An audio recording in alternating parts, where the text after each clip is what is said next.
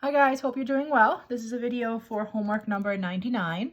You can find these worksheets on my website, and please post this onto Google Classroom when you're done so you get credit.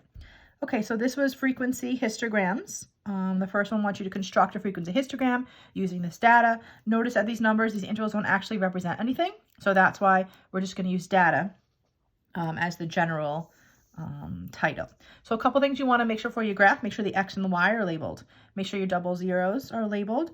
X axis is going to be interval. Notice it just says data, plain old data, and the Y over here is going to be frequency. Very, very, very most important, you have to know that there is a break here. That's just kind of like a skipping of a space or two spaces. And the reason we do that is because we don't actually start at 0. Okay, here the first number is 1. So I can't start here if I'm supposed to be starting at 1 when this represents 0. So you have to skip a little space and then you can start. Okay, so whether it's 1 or 2 or whatever you want, just make sure it is labeled.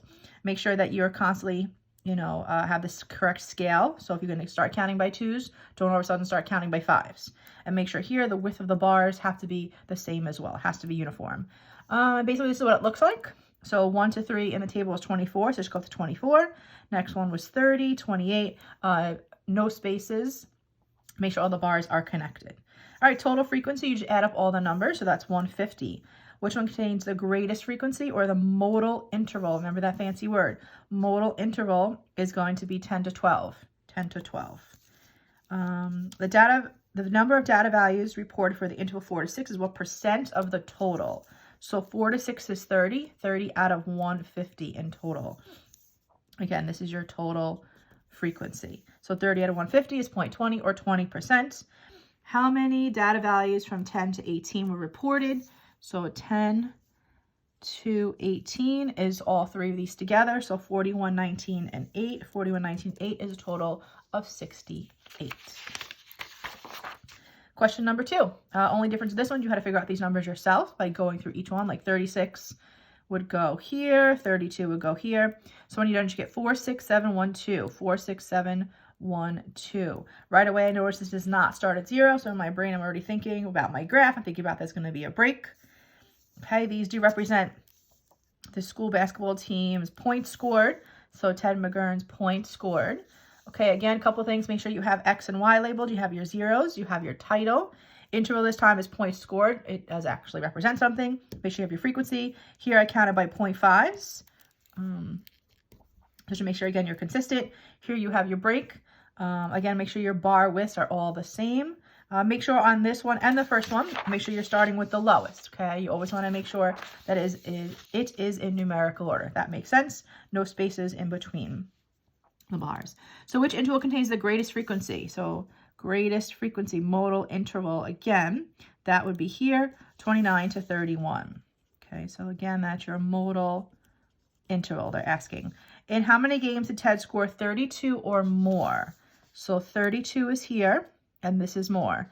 So 32 to 34, that was the 6, and then 35 to 37. So 35 to 37 was the 4, and then 32 to 34 was a 6. So 4 plus 6 is a total of 10.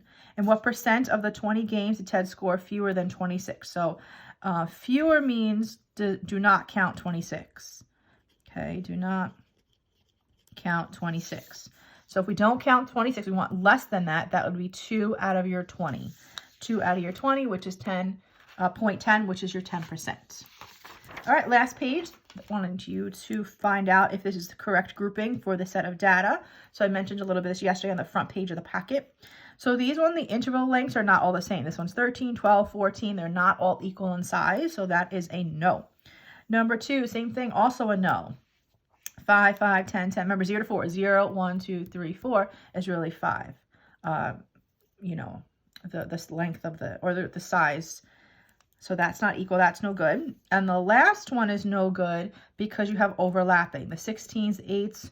So for example, if I have a number 8, well, how do I know if I put it here, if I put it here? That's not good. It can't go in 2 places. It'll only go in 1 place. So make sure that there's no overlapping. All right, those are your homework answers for 99. Don't forget to post it on Google Classroom. Thank you so much.